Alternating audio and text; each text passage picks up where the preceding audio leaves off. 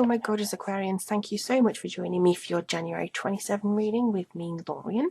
I'd like to take this time to thank you so much for subscribing, sharing, liking, commenting. I love all of the interactions with you guys, and here's hoping 2017 starts off with so much good news for you. So we're going to be using a new deck I was gifted for Christmas. This is the Fairy Tarot by Lorien Virtue and the Archangel Oracle deck also by Lorien Virtue. For those of you who may know, I am a witch, and I think over the last year I've actually had a very deep connection or a need to actually interact with fairies and things. I think I've always had a fascination with fairies, and so my mother kindly got me this deck to increase that connection. So I'm really looking forward. It's been very good so far. Let's see what's coming up for Aquarius in January 2017. And for those of you who have a birthday in January, happy birthday, because I know there's a few of you. Oh, and hello to Adam. Thank you, Adam, for sending me that really long email. It was a pleasure to read that. Thank you. I think he was, were you 28th of January or were you 20th? I can't remember. Anyway, as I shuffle, I'll remind you this is a general reading for Sun, Moon and Rising signs. You can get a personal reading from myself at the link below, and if you're interested in a 2017 year overview specifically, they are now 50% off, so they're half price. So that, I think it's $27 on, it works out at £20. So check out the special offers tab there to grab that reading, because it will be down mid-January. You can also support me on Patreon for more rewards. I do new moon rune readings, so the first one is already up there for the 29th of December, and crystal readings, which will begin in the new year. Okay, so let's see. Alright.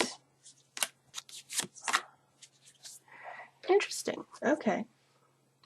So we do have a couple of repeats, and actually, gosh, I can't remember her name, but on another video that I put up for January, whoops, she did mention that how serendipitous it almost is, that we get similar cards, you know, for the signs, because it's a 78 card deck. You wouldn't anticipate that it'd have, you know, the several same cards, but we've had this before, we've had these two before, and we haven't had this one yet, I don't believe. So this, I feel, is something that's saying that you may be kind of tied in with a few of the signs this month, especially if it's similar to your rising and moon sign.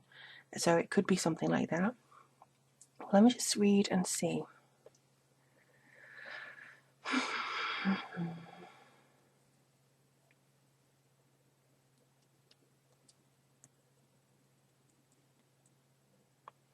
Okay. This is an in order to. So in order to have the Nine of Autumn, you must first do this. Every single read with these cards has been slightly different in the way that they want me to read them. So normally I just go 1, 2, 3, 4, but in these cards it seems to be like, no, this is the hidden message here, this is the outcome, and it's like, oh, okay. So they do different ones, I think, now in this card. But basically, in order to get rewards for your hard work and to be self-employed, or to cherish your time alone and to feel free and to get your wishes, what you need to do is firstly accept challenges. I feel as though this is about somebody, or including somebody, who may be giving you lots of differing advice, and there could be people around you who think that they know what's best for you. I see 5 different people who are giving you opposite advice, and indecision will eventually hold you back. Basically, you need to make a choice that's best for you, and I think you need to do more research before proceeding, which is these two. But don't be afraid of any challenges that may come through for you, because I don't feel that you need to be afraid. So the 8th of Autumn is often about having the hard work and the knowledge that goes with that. So I also see this as could be a decision to go back to school, and also that you will be practicing your craftsmanship and improving on your long-term goals. But I think you have to narrow down what it is you want to be. For instance, some people have timeless voices and they need to start making timeless music. However, this is kind of focused on a few of the kind of musician aspects of it, but it seems like it's kind of, oh, I want to be this, I want to be this, I want to be this. And especially those who seem to be, this is actually people already in the public eye. So these people are actually being drawn into the social media aspect of it, and they're on Snapchat and they're doing this and they're making duets with people who won't matter in 5 years. And I think they need to kind of focus on who they are as an artist individually and what legacy they want to leave. However, they're not doing that. So that's an example as to what you want to may need to focus on. So not ever what's current now, what you want to leave in the future, what is the most promising thing you want to be remembered for by the closest people around you. This is deep, yes, and Aquarians sometimes go more into their head than into the deep things, but I feel that you can achieve a lot. Now the Ace of Winter here, this basically says that you don't have to be afraid of challenges, and it is very important to communicate with people. You could get an idea or two that seems a little bit out there and like, oh, hang on, I don't know where this has come from.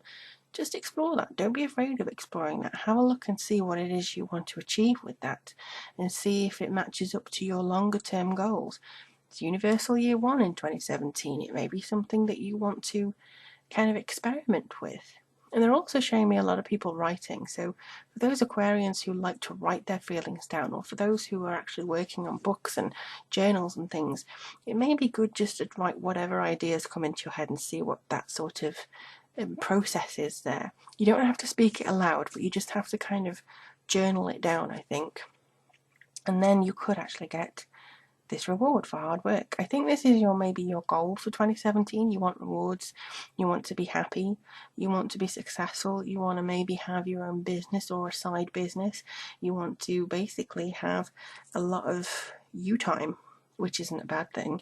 But I also get the sense that some of you, especially the women, may want to be more independent from something.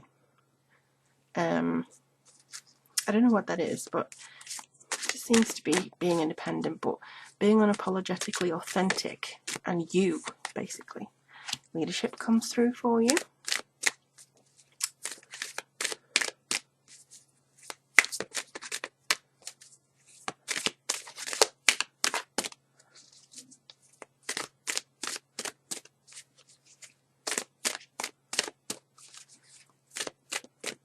Show me a lot of white birds. Okay, a lot of white birds. This could be mirroring peace, or it could just be the fact that you need to maybe take flight this month. It is time for you to assume your leadership power and position and lovingly guide others.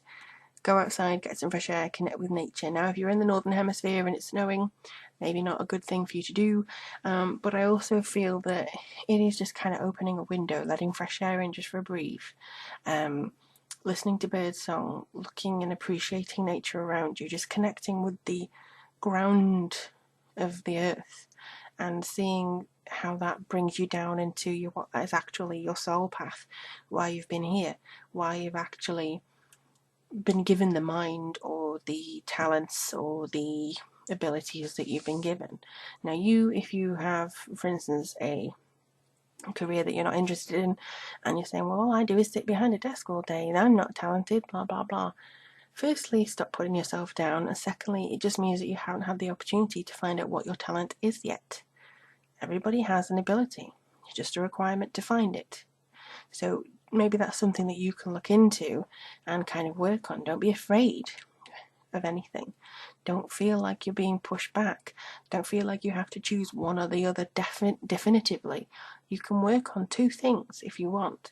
But it's just one of those things where I feel like fear could actually turn things back around and make you go in the opposite direction. So just have a look at what your talents are, ground yourself, and then feel as though you're pushing forward. You can separate yourself from people who are overly manipulative, basically. But I do wish you the best of luck for January. It seems like it's going to be quite interesting and kind of breaking out of your shell a little bit too. Let me know as always how it goes. As I said, I do love hearing from you, and thank you again for sharing. If you are interested, in a reading from myself just to see what's coming up, the link is below. And I really look forward to seeing what happens in February for you in your birthday month. This is going to be very interesting just to see what kind of influences are around your solar returns. But in the meantime, take care, and I look forward to speaking to you soon.